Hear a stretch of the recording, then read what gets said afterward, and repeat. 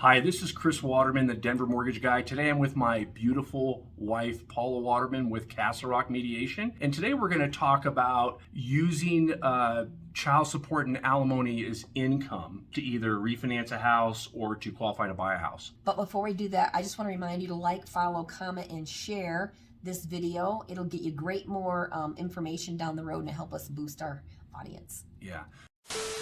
So, one of the questions, because we, have a mediation business, husband, let's say, example, husband and wife are getting a divorce and the wife wants to keep the marital property. The kids are young, their friends are in the neighborhood, they want to continue to go to the same school. The wife wants to keep the property, but she's got to qualify for a loan to buy out her ex. She's got to get him off the mortgage, got to get him off the title of the property, and she wants to qualify, but she's been a mom for the last 8-9 years. She doesn't have any income right now. What happened? Well, you know this, that you have to get qualified based on your income, your debts, and your credit score, right? Yep, that's right. So if the wife doesn't have any income except maybe she's going to get child support or alimony, then she can actually use that child support and alimony, qualify to refinance into that home, but it's going to take a while. Right? It's not going to happen right away. That's right. It's right. You can use child support and alimony, and we've seen both men and women receiving both. Yeah, right. It doesn't matter. It doesn't really matter. It's not a gender thing at all. But you can use child support and alimony as income as long as it's going to continue for 3 years, and this is going to be specified in the separation agreement. Right. That's why it's real important to have a good mediator or attorney write the separation agreement right. So as long as it's going to continue for 3 years, and the biggie, as long as of this date, October of 2022, as long as you're receiving it for at least 6 months. So in order to use alimony and child support as income, you have to receive it for 6 months. Have had to receive. Have had to receive it for 6 months, that's right. And it has to continue for 3 years, right? So if somebody's receiving spousal support or alimony, how long does that usually go for? Well, it goes for half the amount of your marriage, but that can be negotiated. See, this is why it's important to have a good mediator, right? Because say the wife wants to stay in the home, she needs to negotiate in such a way that she's going to receive alimony for the appropriate amount of time, and then child support goes until the date of emancipation, which in Colorado is age 19. Gotcha. So let's say the child was 16 or 17 and child support wasn't going to go for 3 years, because at age 19 child support stops. You need to think about that in terms of, can you afford to keep the home if child support's not going to be something we can count to get you qualified. That's right. We can't use that child support for that specific child. Maybe there's 3 children, right? But the one who's going to age out at age 19, if they're not going to get child support for at least 3 years, we cannot use that as income. Right. So see, these are really complicated matters, and that's why it's important to use a mediator.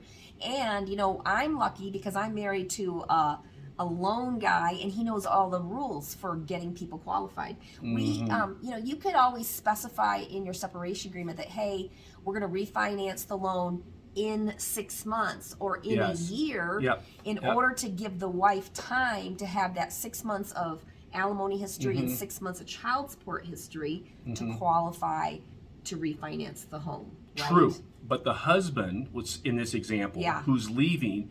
Now he wants to go buy a house. Right. But he's still on the mortgage. Right. Right? So, which means he's got to qualify with that other mortgage payment. Right. And it becomes a big hassle for him to try to qualify. Now, it can be done as long as we show it's in the separation agreement and we show proof that the wife is making the mortgage payment, if that makes sense. But rules change all the time, whether it be Fannie Mae, Freddie Mac, FHA, or VA. There's actually a really good transitionary type of loan out there for this specific situation for this wife, for example.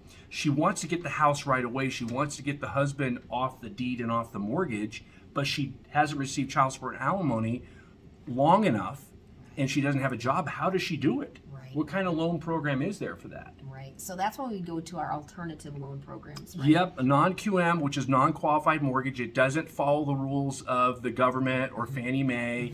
And we have a program that's perfect. It's not a program you're going to be in forever because the interest rates are going to be a little bit higher than regular conventional loans, but it's a no ratio loan. So we don't have to list employment and we don't have to list income.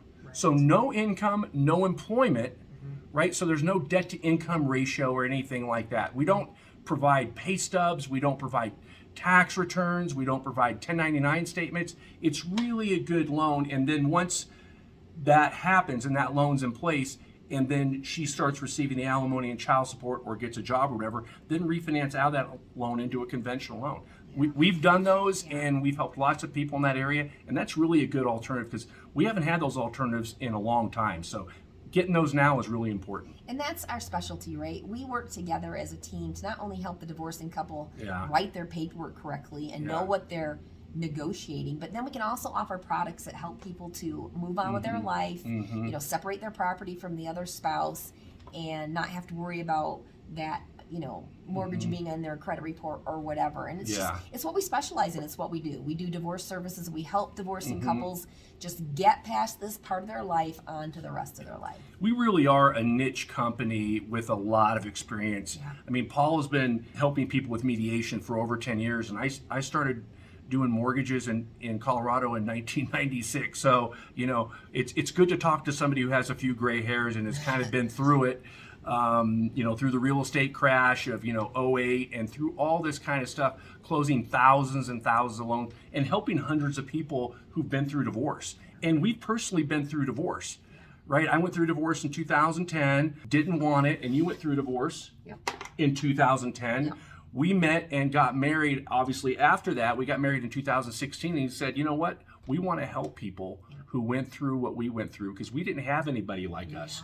We didn't have anybody, right? And with us, you're going to get honesty, compassion. You're going to get super competitive rates, programs, and we have a lot of good options. And, you know, people trust us. They trust us with their divorce situation. Yep. So I hope this is helpful. Give us a call, reach out. We'd love to help you or answer any questions you might have. All right. Bye-bye.